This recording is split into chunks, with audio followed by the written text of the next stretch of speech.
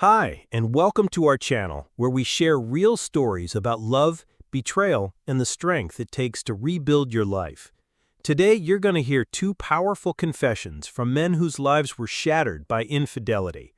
What you're about to hear is raw, emotional, and brutally honest. Caught my wife with two men. I destroyed them and got my revenge. Hi, I'm 33 years old. Before I get into my story, let me ask you this. What would you do if you came home and found your wife, who you trusted completely, in bed with two other men? I met my wife, Tracy, when I was 29. We bumped into each other at a movie premiere. I was there with friends, she was with her girlfriends. We hit it off instantly and started dating soon after. A year later, we got married. What began as a sweet, fun relationship turned into the most painful chapter of my life. At the start of our marriage, it felt like being with Tracy was a blessing. She was smart, kind, beautiful, and ambitious. I did everything I could to support her, not just as a husband, but as someone who believed in her dreams. For the first 2 years, our marriage was strong. Tracy was everything I could have ever asked for. She worked as a waitress at a diner, and I was a graphic designer at a company that handled billboards, banners, and visual branding. We weren't rich, but we were stable. I paid for most of our living expenses so Tracy could focus on her passion, acting. Before we got married, she told me she'd always dreamed of becoming an actress, but her parents never supported that goal. They pressured her into choosing a real major in college. So when she asked if I'd support her dream, I said yes. She started taking local acting gigs, volunteering in small productions, and even watched hundreds of acting tutorials on YouTube. She was serious. I encouraged her every step of the way, even pushed her to pursue more auditions. We put off having kids until after she finished drama school, which we planned to fund together. I believed in her and what she could accomplish. A few months after our first anniversary, she finally landed a role in a local theater production. It paid, not much, but enough, and rehearsals were mostly on weekends. She was ecstatic, and so was I. But things started to change. At first, it was subtle. She got home later and later. She started dressing differently, short dresses, low-cut tops, saying it was for the character. She began spending entire weekends away, claiming she was too busy or tired to talk when I called. She also became more defensive. Suddenly, innocent questions annoyed her. Jokes that used to make her laugh now pissed her off. She also started spending a lot of time on the phone with the guy she said was her scene partner. I tried not to overreact. I told myself it was just the pressure of the production. But my friends noticed. One of them, Eric, warned me. Dude, I've heard stories. Some actresses sleep with directors or castmates to get ahead. I brushed it off. I told him, Tracy's not like that. How wrong I was. Then came the first real red flag. One night, Tracy didn't come home. She claimed she was at a cast party and stayed overnight at a hotel with some of the other actresses, said it was safer than driving home late. But she never told me about this party in advance. I had called her repeatedly that night. No answer until 3 a.m. She said she couldn't hear her phone because of the loud music. Later, she said she had told me about it, that I just didn't listen. I didn't believe her. So I finally gave in and hired a private investigator. I asked him to follow her for a week. On day 3, she didn't come home again. The next morning, she told me the same story. Another party, another hotel. But the PI had footage, video, photos. Tracy wasn't with her castmates. She was out with a blonde guy. He picked her up, they had dinner, danced at a club, then went back to his place. She ignored all my calls on purpose. She was lying to my face. But it wasn't over yet. That same night, while I was still out of town visiting my parents, the PI called me again. She's at your house right now with the same guy and someone else. I was supposed to come home Monday. I came back Saturday. The detective picked me up. I was too furious to drive. We pulled into the driveway. A blue Toyota Venza, the same one from the photos, was parked outside. I stormed into the house, straight to the bedroom. There she was, Tracy, in silk lingerie, handcuffed to the bed, with two men. They froze. One tried to run, but the cuffs kept him down. I went straight for the blonde. The other guy grabbed his clothes and bolted out like a rat. I could have killed the guy, but thank God the PI was with me and pulled me back. Tracy started crying, saying, "It's not what it looks like. We were rehearsing a scene." That's the dumbest lie I've ever heard in my life. I told her to be gone by the time I got back. I left and stayed at a friend's place that night. Next morning, she was still there. Didn't even go to rehearsal. I completely lost it, threw all her stuff out onto the lawn.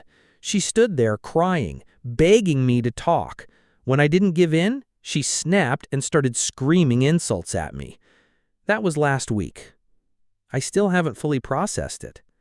I gave her everything, supported her dreams, delayed starting a family so she could chase her passion. And she rewarded me by turning our bedroom into the set of a damn porno. A few days later, Tracy showed up again. She looked terrible, eyes swollen, voice hoarse. She begged me to forgive her.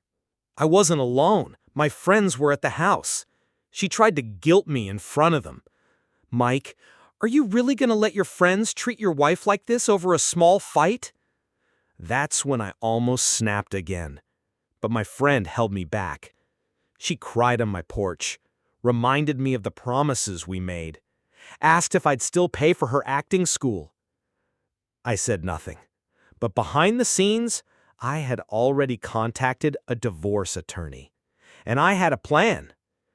Turns out the blonde guy she cheated with, he's the boyfriend of Tracy's theater director, who is gay.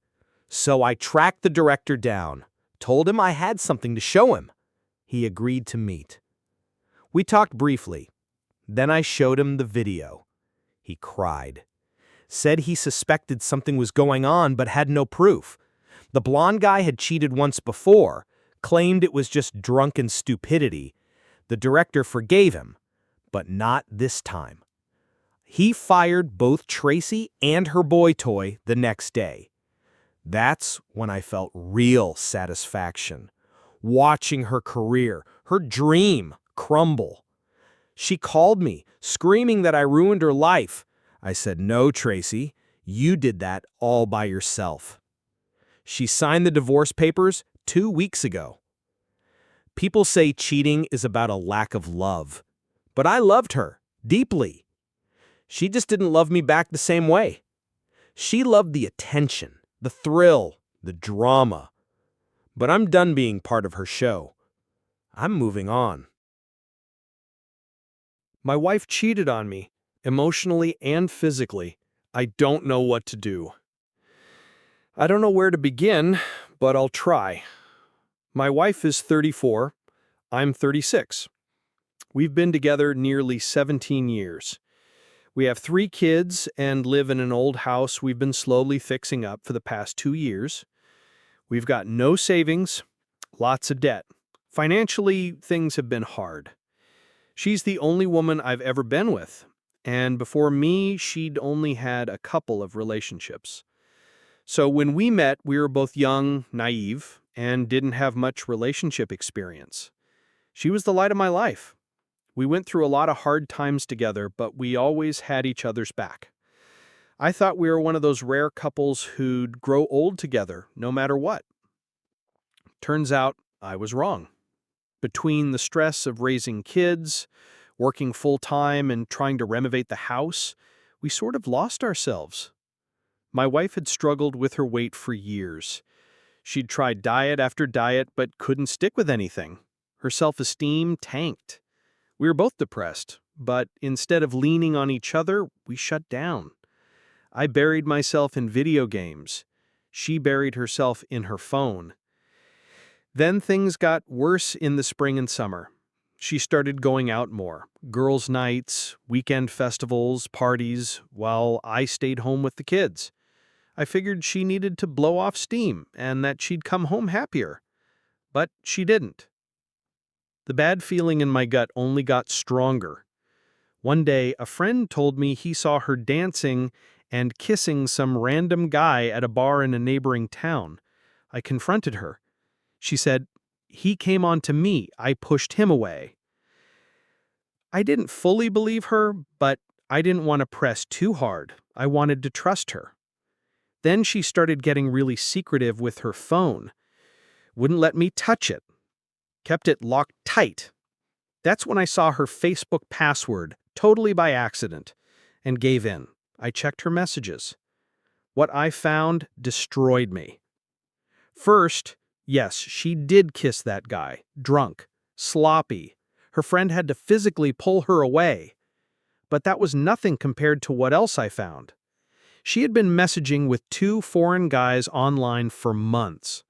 We'll call them A and B. It started on Instagram. One of them, A, sent her compliments.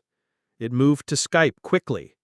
Within just a few weeks, she was sending him nude pictures. She hesitated at first, but then gave in. The kiss at the bar happened after she had already started sexting A. Then came B. Same pattern. Flirty messages, nude pics, sex fantasies. Both guys talked about coming to the US and meeting her at a hotel. She never talked badly about me, just said I existed, that I treated her fine. But she told them they made her feel alive. They made her feel beautiful. But the worst came from messages with her friend. Turns out, she had gone to a 2-day summer festival in July with her best friend. They stayed in a rented apartment nearby. I knew about that trip, even gave her money for it. I knew her friend had a panic attack and ended up in the hospital that night. What I didn't know is that my wife met a 41-year-old man there, from our own town. He was married too. Unhappy marriage, apparently. They talked all night.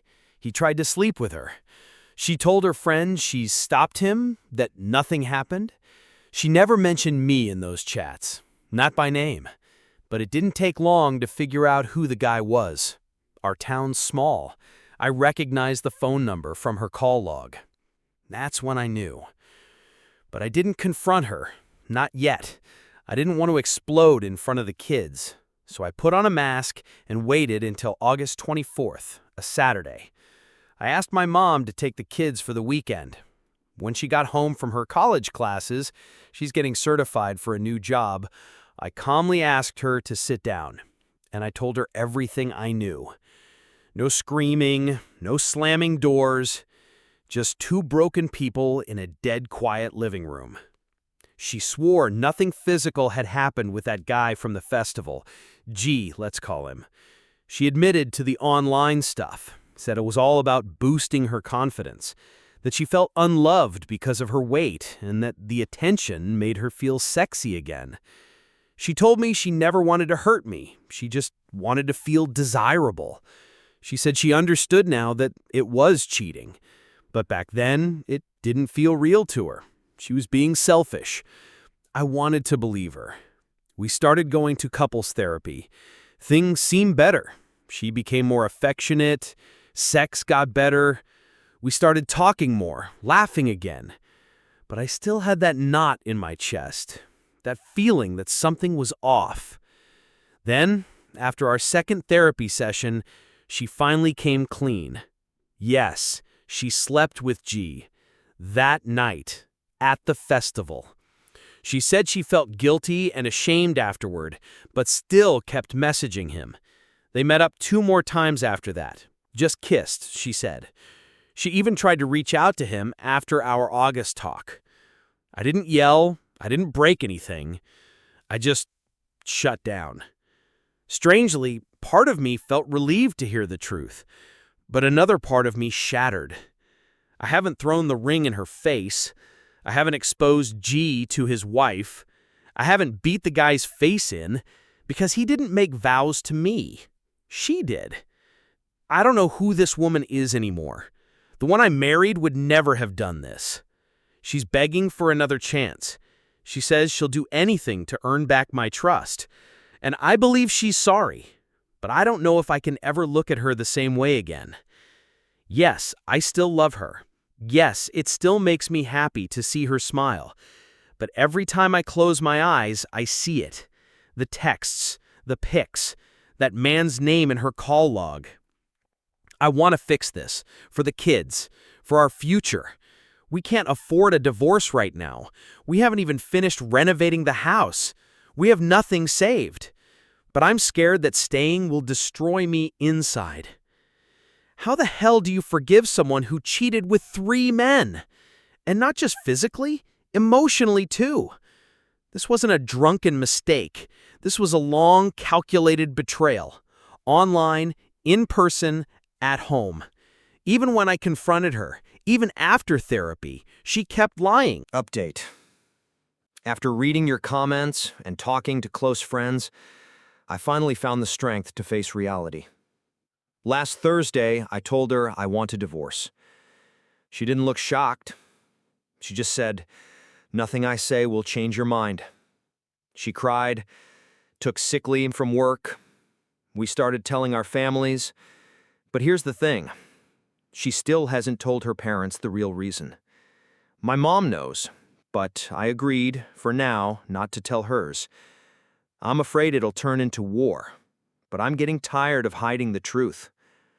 Last Sunday, we went to her parents' place to drop off the kids for a few days. We told them we were separating because of irreconcilable differences. They looked crushed. I've known them for 17 years. They've always been kind, supportive, emotionally and financially. It felt awful lying to them. But I don't want things to get uglier. Not yet. Eventually, I'll tell them, or she will. We're in a small town. The truth always leaks. But I don't want our kids to suffer for our mistakes. I'd rather the world think we just grew apart than for them to be bullied at school because of her affair. We still have to sell the house. We're doing 50-50 custody, week on, week off. I have no idea how this ends. But I do know one thing. I will fight for my kids. I'll protect them, even if I couldn't protect my marriage. Thank you for listening all the way to the end. If this story moved you, give it a like, share your thoughts in the comments, and don't forget to subscribe for more real-life stories. See you in the next episode.